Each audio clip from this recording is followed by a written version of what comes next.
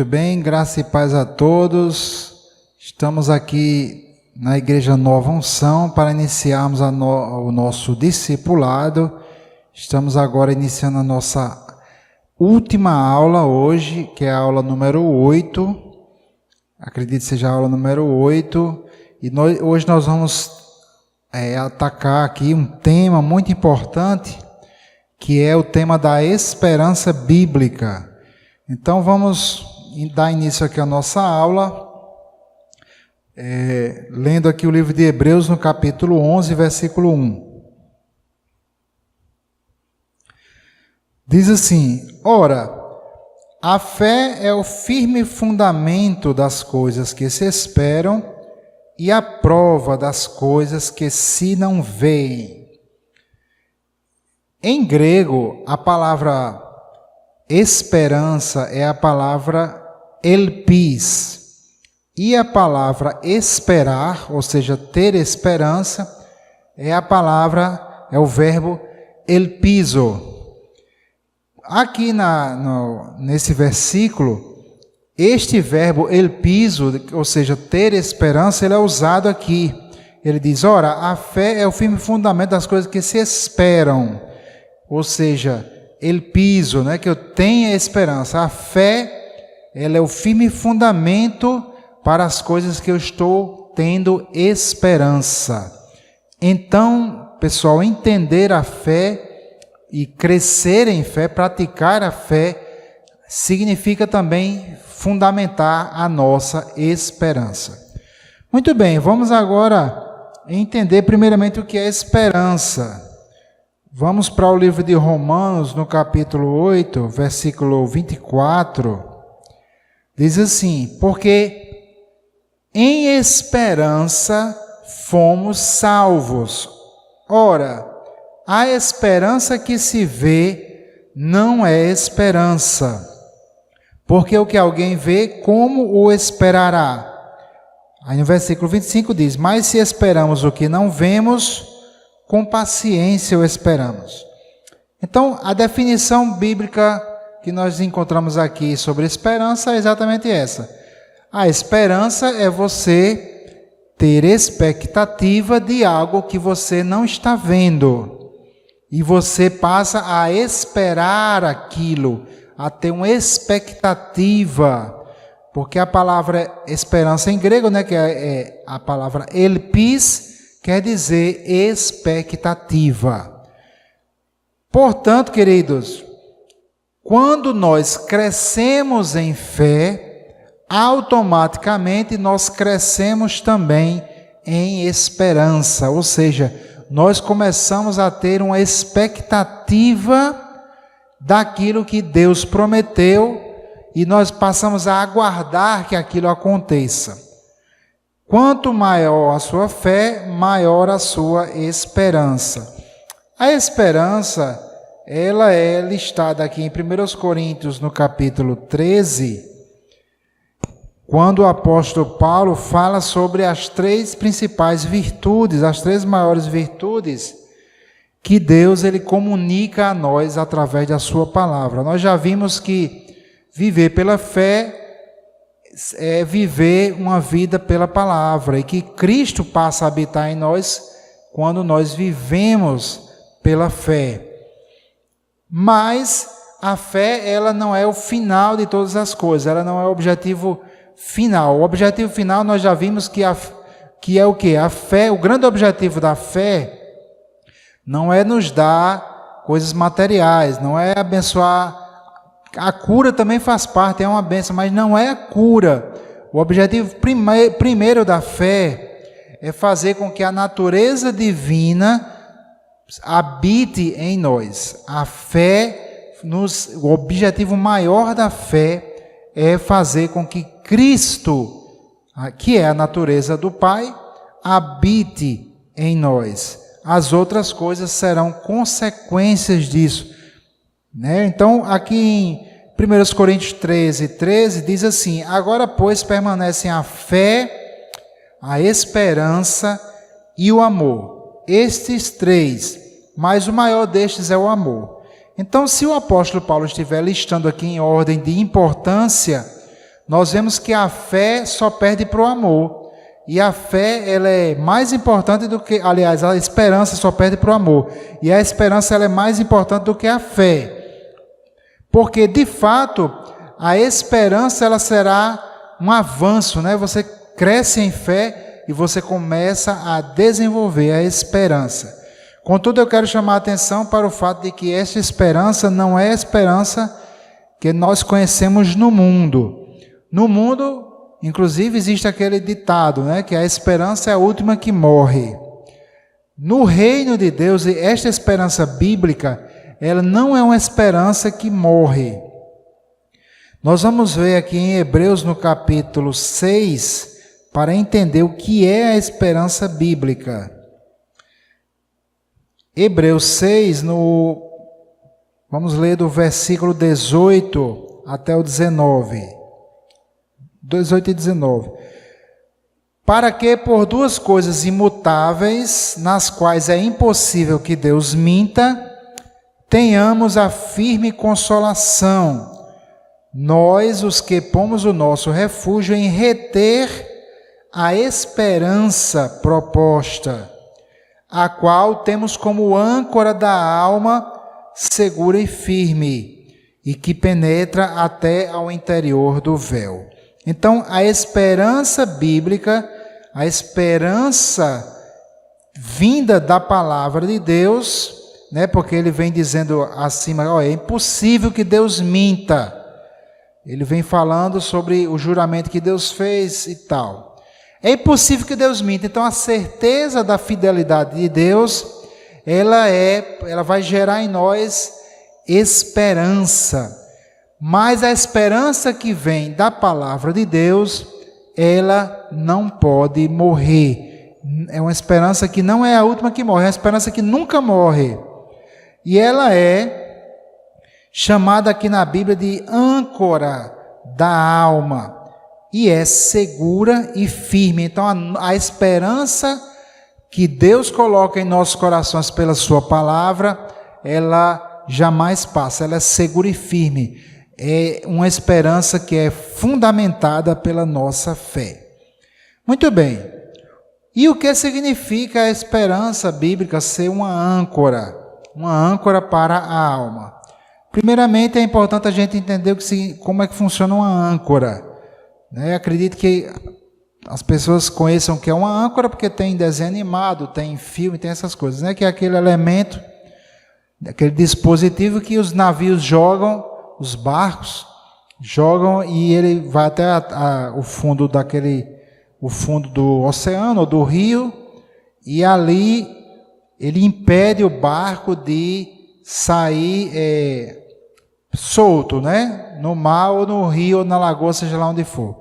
Então, como é que funciona a âncora? A âncora, ela desce até o fundo lá das águas e ela começa a ficar encravada na terra, na areia, na terra, no fundo. Então, o barco ele começa a ser arrastado pela correnteza ou pelo vento, mas aí ele vai arrastando a âncora, e a âncora tem umas pontas que começa a penetrar na areia, e aí quanto mais o barco anda, mais ela vai penetrando e entrando na areia, até que chega o ponto que trava completamente o barco.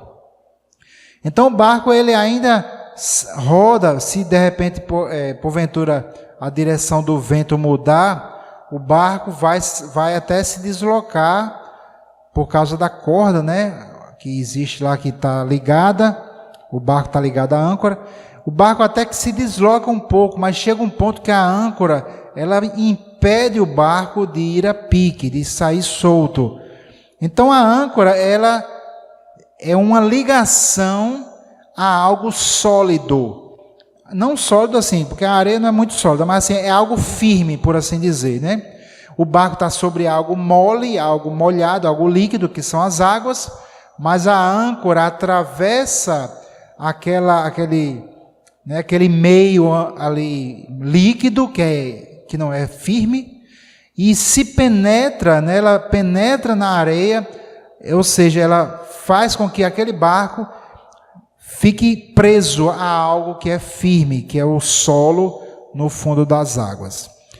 A esperança bíblica, ela funciona dessa forma. Como nós vimos lá em Romanos 8, 24, a esperança você começa a ter expectativa e esperar algo que você não vê como isso iria acontecer. Você atravessa as coisas físicas do mundo e você vai com a sua fé e a sua esperança até algo invisível, algo espiritual, que é o reino de Deus. Quando a palavra de Deus traz algo para você e essa palavra ela alimenta a sua fé, ela dá base para você começar a esperar aquilo ali, que é a esperança. Você começa a ter expectativa. Você começa a realmente esperar que aquela promessa, seja lá qual for, da parte de Deus, ela se cumpra. Quando eu vejo pessoas que assim, às vezes, dizem que eu tenho fé, eu creio, mas elas, quando as circunstâncias são contrárias, elas parecem não esperar realmente que aquilo aconteça. E isso mostra que a pessoa não tem fé, porque a fé, ela faz com que você tenha esperança. A fé, ela te dá um fundamento para que você comece a ter a expectativa. Quanto maior a sua fé, mais você tem a certeza de que aquilo que Deus prometeu vai acontecer e maior é a sua esperança. Você realmente começa a esperar que aquilo aconteça. Veja, é necessário, quando você tem a convicção e você espera aquilo acontecer, então essa esperança, ela atravessa, vamos dizer assim, o mundo físico e ela penetra até algo espiritual, que é muito mais firme do que o mundo físico. Lembra da âncora que ela sai, ela atravessa as águas e ela se fixa lá em algo firme, que é a areia do mar. Assim também, quando a gente começa a ter expectativa gerada pela palavra, não é a esperança do mundo, é uma esperança gerada pela palavra, então nós começamos a ter uma expectativa em algo sobrenatural e muito superior a este mundo físico. Nós vamos ver, volta lá para Romanos no capítulo 4.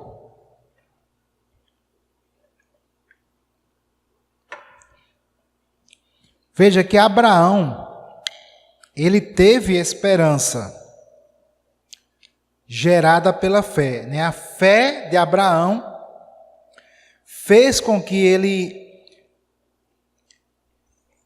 andasse, né? Ele tivesse a esperança, e aquela esperança de Abraão, ela atravessou, vamos dizer assim, as circunstâncias, o mundo natural, o mundo físico, e fez com que Abraão acreditasse, né? Vamos dizer assim, tomasse posse de algo vindo do reino celestial. Aqui em Romanos 4, 18, diz assim, o qual, né, falando de Abraão, em esperança, creu contra a esperança, tanto que ele tornou-se pai de muitas nações, conforme que lhe fora dito, assim será a tua descendência. Então, Abraão, ele estava em esperança, em expectativa, contra a esperança natural, né? Porque no natural ele não poderia esperar que ele com 100 anos já, né, já chegando nos 100, ele não poderia ter expectativa de que ele na sua força natural iria gerar um filho em Sara. Sara foi estéril a vida toda, estava com 90 anos, né? Um brotinho, 90 anos. E ele então não havia esperança natural para que aquela palavra de Deus se cumprisse. Como é que eu vou me tornar pai de uma nação, de muitas nações, né? Pai de muitos, que é o nome que Deus deu a Abraão, né? Abraão quer dizer pai de muitos. Como é que eu vou me tornar pai de muitos se eu não tenho nenhum filho? Então aquilo era totalmente contra as possibilidades. Só que a Bíblia diz que aquela fé que Abraão teve, ele acreditou na palavra de Deus gerou nele a expectativa de que realmente aconteceria. E aí ele expectou, ele ficou esperando que acontecesse. Nós já vimos, na aula passada, que Abraão teve de glorificar, ele teve de dar glória a Deus, ele teve de alimentar a sua fé, glorificar a Deus, obedecer a Deus, enfim. Ele teve de fazer alguma coisa para não se enfraquecer na fé. E aí, em esperança, ele acreditou contra a esperança. Ou seja, na esperança espiritual, a esperança dada pela palavra, que foi contrária à esperança natural, ele conseguiu, nessa esperança, tomar posse daquela verdade, Muito bem, aqui em Romanos, mesmo no capítulo 15, nós vamos ver que é a palavra de Deus, as Escrituras, que geram esperança em nós. Diz aqui em Romanos 15, 4, porque tudo que dantes foi escrito, enfatizando aquela questão que eu já falei, tem que estar escrito, Deus tinha que deixar escrito, porque tudo que dantes foi escrito para o nosso ensino, foi escrito, para que paciência e consolação para que pela paciência e consolação das Escrituras tenhamos esperança. Ok? Então veja, aqui fala Escritura, veja, as Escrituras, elas são o fundamento da nossa esperança. Deus ordenou que fosse escrito, nós já vimos isso, tinha que estar escrita a lei, a palavra de Deus. E veja o termo ensino. Nós precisamos ser ensinados. A fé, a esperança e o amor, eles vêm com o ensino das Escrituras. Você pode se ensinar a si mesmo, quando você medita na palavra, você fica pensando, você fica orando, você fica estudando aquilo ali, você também está se ensinando, você está aprendendo. Eu, por exemplo, eu falo inglês fluentemente e eu nunca entrei em escola, eu aprendi só. Então você pode se ensinar, é o famoso autodidata. E de fato, quando você entra numa faculdade, vai fazer um mestrado, um doutorado, você quase não tem aula, tem muito poucas aulas. Os professores esperam que você estude e você ensine a si mesmo. Você aprende alguma coisa nas aulas, mas você tem que estudar e aprender no seu ensino. Então, as Escrituras, através do ensino, do estudo das Escrituras, nós aprendemos paciência e consolação, e a gente assim adquire a esperança. Por quê? Nós já vimos que a fé é o fundamento da esperança. A gente começa a ter expectativa de que aquilo que Deus falou vai acontecer. Deixa eu ver aqui. Muito bem. Vamos voltar aqui para a gente encerrar em Hebreus, no capítulo 6, que a gente já viu, que fala sobre a esperança que é segura e firme. Muito bem, então esta esperança bíblica, ela é segura e firme. Ela não é igual à esperança do mundo, ela jamais morre, ela jamais se acaba, e ela é necessária para que a gente possa levar a nossa alma, Ela é a âncora da alma. A alma é o centro onde estão os nossos pensamentos e as nossas emoções. Estão na alma. Então, quando a gente cresce na esperança, quando a palavra de Deus, nós somos iluminados e a gente começa a compreender todas as promessas de Deus e começamos a viver estas promessas vão gerar em nós esperança, e esta esperança ela vai fazer com que a nossa alma, os nossos pensamentos, as nossas emoções, elas fiquem fixadas, presas mesmo ao reino de Deus. Porque ele diz aqui, a qual temos como âncora da alma, né? Estou em Hebreus 6:19, falando da esperança, a qual temos como âncora da alma, segura e firme, e que penetra até o interior do véu, onde Jesus, nosso precursor, entrou por nós. Jesus, ele penetrou diante de Deus Pai, ele foi até o reino de Deus, e a esperança bíblica, ela faz com que a nossa alma esteja presa, esteja, atracada, esteja fundamentada no reino de Deus, onde Jesus entrou, diante de Deus. É através da esperança que nós nos mantemos seguros no caminho que o Senhor traçou para nós. É através da esperança que nós nos mantemos firmes naquilo que é a realidade do reino de Deus, que é paz, que é alegria. Amém? Então, com isso nós encerramos a lição número 3, que nos ensinou sobre a fé. Sei que muitas coisas que nós ensinamos aqui não foram tão profundas. Há muito mais que se ensinar sobre esperança, por exemplo. Lá no canal do Ministério Aios tem um estudo sobre esperança, só sobre esperança.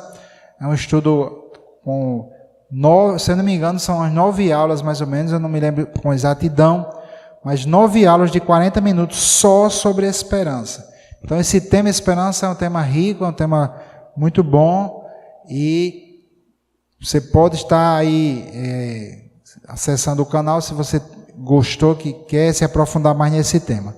Então que a graça do Senhor seja com a sua vida, que Deus abençoe você e te dê sabedoria no nome do Senhor Jesus.